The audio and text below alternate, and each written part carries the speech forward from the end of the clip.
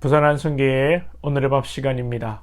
4월 18일 금요일 오늘의 밥은 누가복음 23장 26절로 38절 말씀입니다.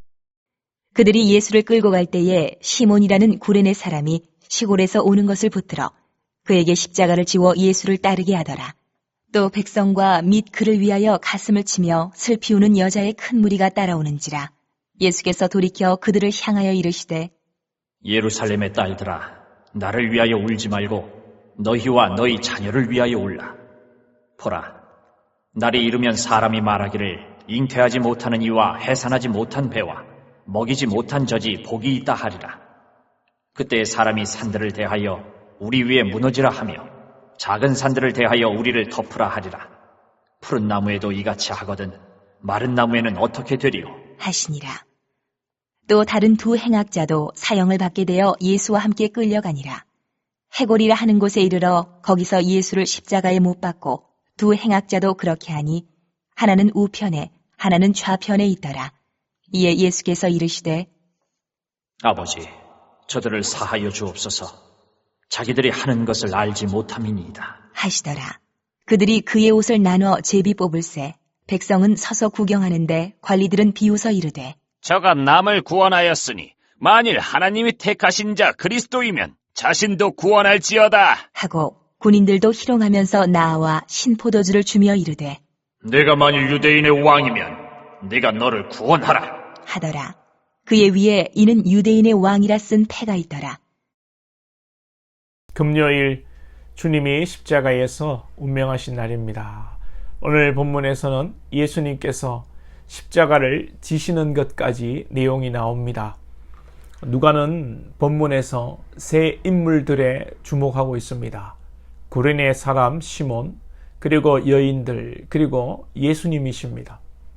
먼저 시몬이라는 구레네 사람이 시골에서 오다가 얼떨결에 예수님의 십자가를 지게 됩니다.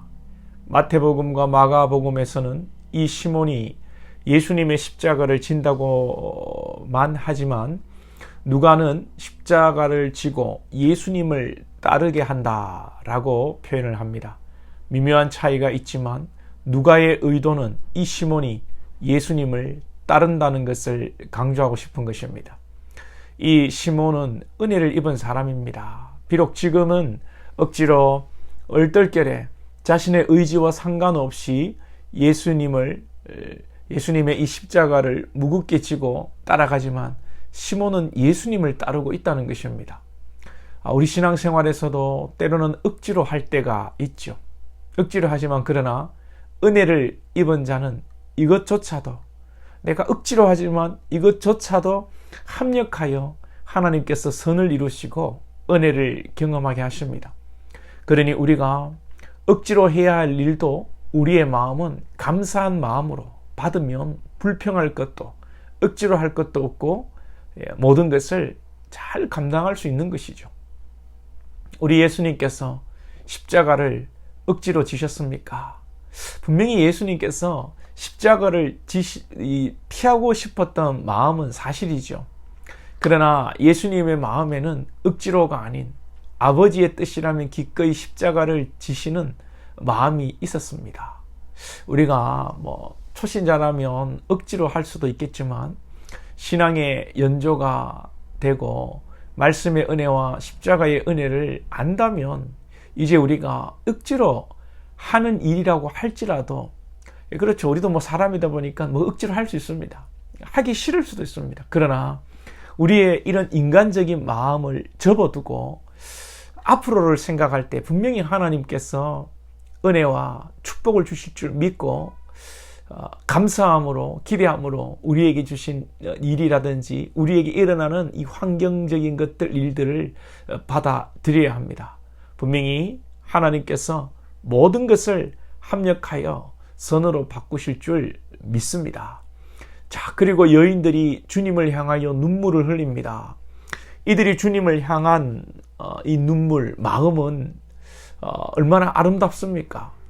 제자들은 눈치를 보고 도망하고 예수님을 부인하기까지 했지만 이 여인들의 눈물과 주님을 따르는 이 모습은 어머니의 마음과 같은 이 모성애적인 또 신앙에서 나오는 뭐 의리, 여러 표현으로 설명할 수 있겠습니다. 그런데 우리 예수님께서 예수님 당신을 위해 울지 말고 너희와 너희 자녀를 위하여 울라고 하십니다.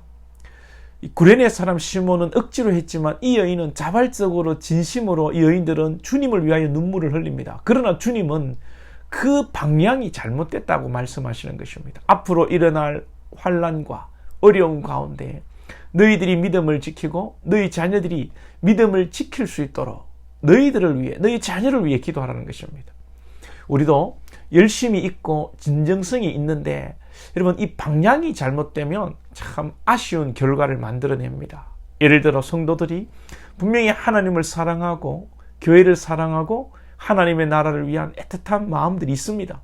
그런데 이 마음의 방향을 한 곳으로 모아야 하고 바른 방향으로 나아가야 하는데 저마다 자기의 마음을 주장해 버리면 여러분 이 다 진실하고 좋은 마음이지만 이 공동체는 산으로 가고 질서가 없고 더 좋은 모습을 만들 수 있는데 아쉬운 점을 남기게 됩니다. 그래서 우리가 기도할 때에 먼저는 우리의 마음이 정직하고 바르고 진실하게 해달라고 기도하고 또 기도할 것은 우리의 이 진실함이 교회 안에서 하나가 되어서 한 방향으로 우리 모두가 한 마음으로 힘을 모을 수 있도록 기도해야 됩니다. 아무리 바르고 옳은 의도가 있다고 할지라도 그 방향이 잘못되면 엉뚱한 데로 가게 됩니다. 여러분 시속 200km로 달리는데 방향이 잘못되면 목표 지점에서 멀어집니다.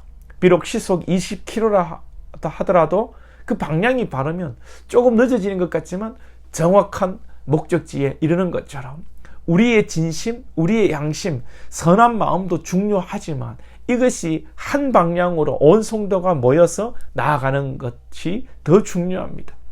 그러면 우리의 마음의 방향이 어떤 방향이면 올바른 방향이겠습니까? 주님의 방향이면 옳은 방향 아니겠습니까? 예수님의 방향은 어떻습니까?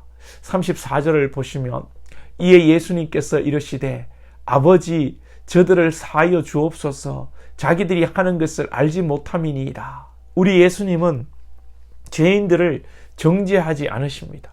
너희들이 지금 무슨 짓을 하는지 아냐? 얼마나 지금 하나님의 영광을 가리려고 그러냐? 내가 누군지 아냐? 그렇게 야단치지 않으셨습니다.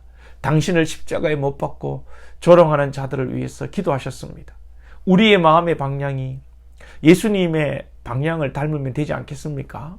우리는 우리의 정의로움과 하나님을 사랑한다는 명목으로 잘못을 사랑으로 품지 못하고 정죄하고 미워하는 데까지 이르고 있지 않습니까? 여러분 맹목적인 사랑은 안 되겠지요. 맹목적인 사랑은 안 되지만 예수님을 닮은 사랑이 우리가 나아가야 할 방향입니다. 우리를 위해서 힘을 쓰지 않으시고 사랑으로 묵묵히 고난의 길을 가시고 십자가를 지신 주님을 따르는 저와 여러분이 될 수 있기를 소망합니다.